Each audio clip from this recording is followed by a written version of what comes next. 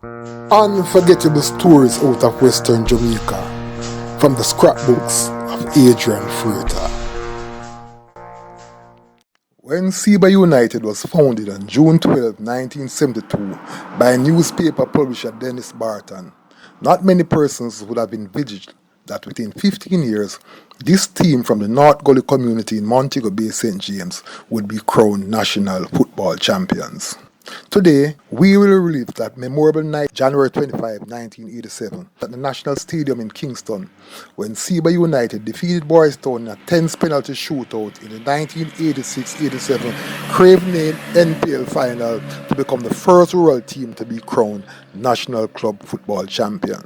I was in the National Stadium for that memorable game, reporting as a rookie reporter for the Western Mirror. And the story I wrote, which was published on Wednesday, January 28, 1987, under the headline, Seba United Make Football History Ariba, read in parts as follows.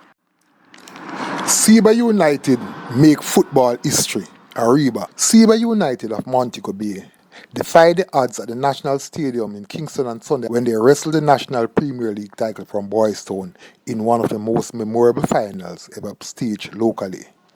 In winning the title, the Western King Court Seba team gave a dazzling display that had their fans in total ecstasy until the final whistle. The game, which got off to a late start because of a clash in the team playing gears, saw Seba kicking towards the hills. Action was fast and furious during the opening seconds, with both teams seeking to gain an early advantage.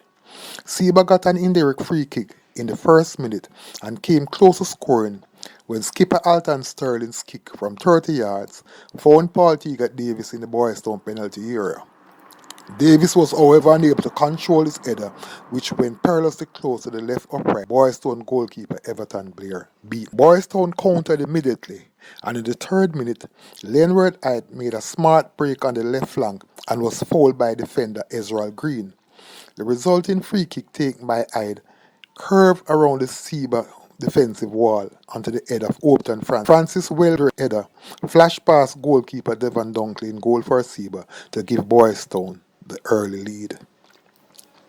Boys Town took charge following their goal, with their midfield quartet of Hugh Bailey, Donovan Downer, Thomas McLean and Hyde looking extremely dangerous. The Seba defence had to work overtime to keep the goal-hungry Boys Town's forwards at bay.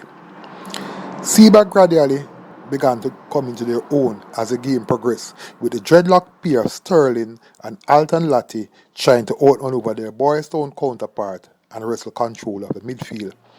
Seba had a good chance to level the score in the 13th minute, but the dangerous Davis found himself in the penalty area after a slick combination between himself and Casman Williams. He was robbed of the ball by the quick-thinking Blair in goal for Boys Town.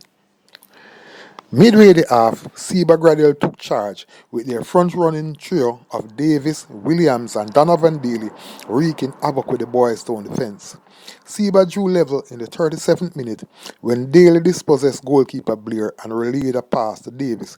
Davis turned elegantly and lashed powerfully to the left of Blair to make the score 1-1. Seba went into overdrive following their goal and had the Boys Town team hanging on desperately at the half-time whistle. The second half began with Boys Town on the attack. In the second minute, the dazzling Hyde gave Bob Ferguson a third time and a dazzling mission down the left flank. He had Ferguson completely misdirected before a combination of Gerald Scott and Nathaniel English broke up this attack. Seba stormed back immediately, with Davis and Williams running rings around the Boys Town defence.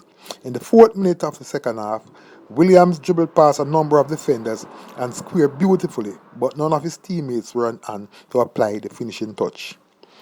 Under stiff pressure, Boys Town replaced leading striker Barrington Edwards with Paul Young and sent McLean forward.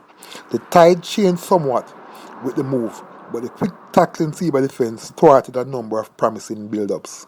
With time ticking away, Seba tried desperately to gain the clincher and almost did in the final minute. Davis received a good pass and a fast break down the middle, and with a number of defenders in hot pursuit and an advancing goalkeeper, he lobbed over the crossbar. Regulation time ended with the score locked at 1-1. The extra time period was more or less a constant midfield battle, with action swinging from end to end. Seba got a glorious chance to take the lead when they pressured the Boys Town defence into giving away successive corners in the 4th minute, but good work from Boys Town defence kept them out. In the second period of extra time, Davis delighted the crowd with a 70-yard dribble that left a number of defenders sprawled on the ground behind him. Extra period ended scoreless. Down to penalties, the excitement remained fever pitch. It was skipper Sterling who fittingly scored the winning goal when he started into an empty goal after goalkeeper Blair, in a bid to outfox him, left his line after the whistle was blown and was himself outwitted. Unforgettable stories out of Western Jamaica from the scrapbooks of Adrian Freighter.